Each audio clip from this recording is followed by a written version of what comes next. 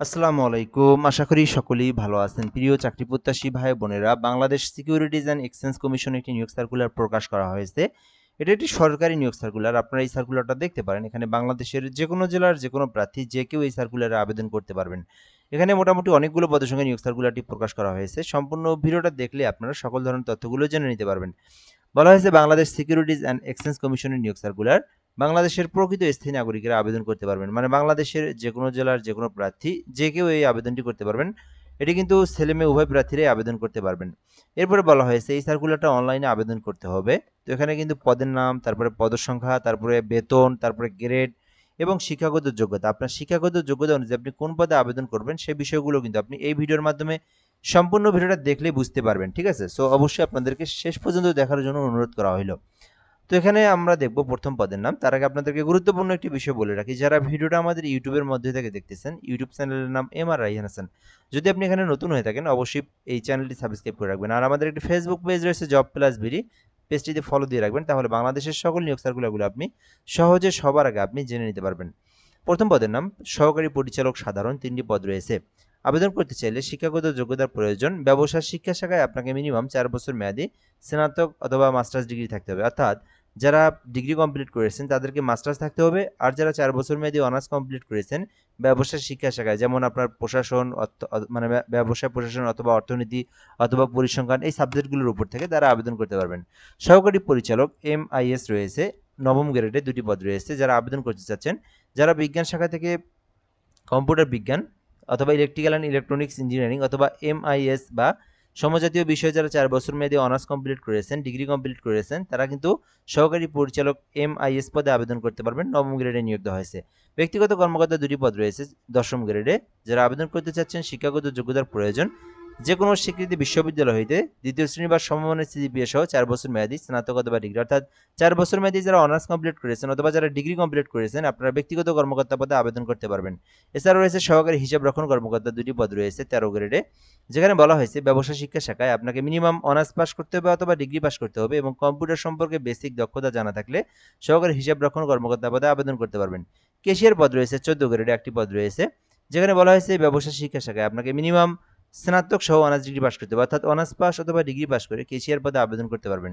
এছাড়া রয়েছে medical assistant, একটি পদ রয়েছে ১৪ গ্রেডে। যারা ফার্মেসি ডিপ্লোমা করেছেন, অর্থাৎ ডিপ্লোমা করেছেন ফার্মেসি ডিপার্টমেন্ট থেকে, আপনারা মেডিকেল অ্যাসিস্ট্যান্ট পদে আবেদন করতে পারবেন। গাড়ি চালক পদ রয়েছে ১৬ গ্রেডে, ২টি পদ রয়েছে। শুধুমাত্র এসএসসি পাস করেছেন এবং বৈধ ড্রাইভিং লাইসেন্স রয়েছে, তাহলে আপনি গাড়ি চালক পদে আবেদন করতে পারবেন। অফিস সহায়ক ৫টি পদ রয়েছে ২০ গ্রেডে। শুধুমাত্র এসএসসি পাস করে আপনি অফিস সহায়কে আবেদন করতে পারবেন।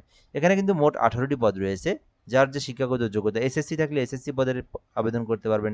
এইচএসসি পাস থাকলেও আপনি এটাতে আবেদন করতে পারেন। এছাড়াও আপনি অনার্স ডিগ্রি পাশে সার্কুলারের যে আপনার শিক্ষাগত যোগ্যতা রয়েছে সে অনুযায়ী আপনি সে পোস্টে আবেদন করতে পারবেন। এখন বিষয় হচ্ছে আবেদনটা আপনি করবেন কিভাবে?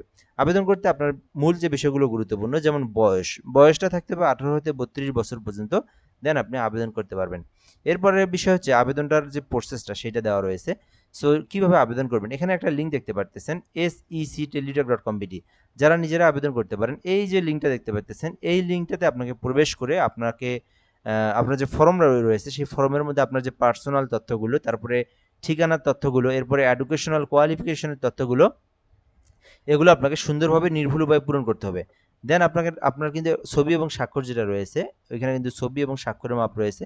সেই অনুযায়ী ছবি স্বাক্ষর দিয়ে আপনার আবেদনটা সাবমিট করতে হবে। আর এখানে আবেদনের সময়ও রয়েছে। আবেদনটা কিন্তু অলরেডি শুরু হয়েছে। মনে করেন আপনার ২১শে জুলাই থেকে আবেদন শুরু হয়েছে, যেটা কিন্তু ১০শে আগস্ট পর্যন্ত চলমান থাকবে। ঠিক আছে? সো যারা আবেদন করতে যাচ্ছেন আপনারা ১০শে আগস্টের আগে আবেদন করবেন। আর এরপরের বিষয় হচ্ছে আবেদনটা যখন সাবমিট দেওয়া হবে তখন আপনাদেরকে কিন্তু একটা সরকারি ফি জমা দিতে হবে। এটি কিন্তু গ্রেডের উপর নির্ভর করে সরকারি চাকরির। যারা আবেদন করবেন ১ থেকে ৩ নাম্বার ক্রমিকের মধ্যে যে কোনো পোস্টেই আবেদন করেন না কেন, ১ থেকে ৩ নাম্বারের মধ্যে আপনাদের সরকারি ফি আসবে ২২৩ টাকা। এটার সঙ্গে আপনারা আরও মিনিমাম ১০ টাকা বেশি রিচার্জ করবেন, তারপরে আপনারা পেমেন্ট করতে পারবেন। এরপরে রয়েছে ৪ থেকে ৭ নাম্বার ক্রমিকের জন্য ১১২ টাকা। যারা ৪ থেকে ৭ নাম্বার ক্রমিকের মধ্যে যে কোনো পদে আবেদন করবেন ১১২ টাকা আপনারা সরকারি পেমেন্ট ফি জমা দিয়ে আবেদন সম্পন্ন করবেন।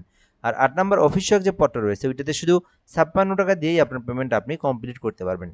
এখন বিষয় হচ্ছে আপনি পেমেন্টটা কমপ্লিট করবেন কিভাবে? তো এখানে পেমেন্ট কমপ্লিট করার প্রসেসটাও দেওয়া রয়েছে। প্রথম এসএমএসে আপনারা লিখবেন SEC, এরপরে লিখবেন আপনারা একটা স্পেস দিবেন, এরপরে লিখবেন ইউজার আইডি, অর্থাৎ আপনার অ্যাপ্লিকেশনের মধ্যে ইউজার যে আইডি রয়েছে ওইটা লিখে 163 পোল নাম্বার সেন্ড করে দিবেন। সেন্ড করে দিলে আপনাকে একটা পিন নাম্বার দিবে, পরবর্তীতে আপনারা ইয়েস পিন নাম্বার দিয়ে আবার আপনারা 163 পোল নাম্বার সেন্ড করে দিবেন। আপনার কিন্তু পেমেন্টটা সম্পূর্ণ হয়ে যাবে। সো আশা করি আপনারা বিষয়টা সম্পর্কে অবগত হয়েছেন। যারা আবেদন করতে চাচ্ছেন এই সার্কুলারটিতে, এটি হচ্ছে মূলত বাংলাদেশ সিকিউরিটিজ অ্যান্ড এক্সচেঞ্জ কমিশনের একটি নিয়োগ সার্কুলার, তারা আবেদন করতে পারেন। বর্তমানে আবেদনটা চলমান রয়েছে। ধন্যবাদ, ভিডিওটা পর্যন্তই। ভালো থাকবেন। আসসালামু আলাইকুম।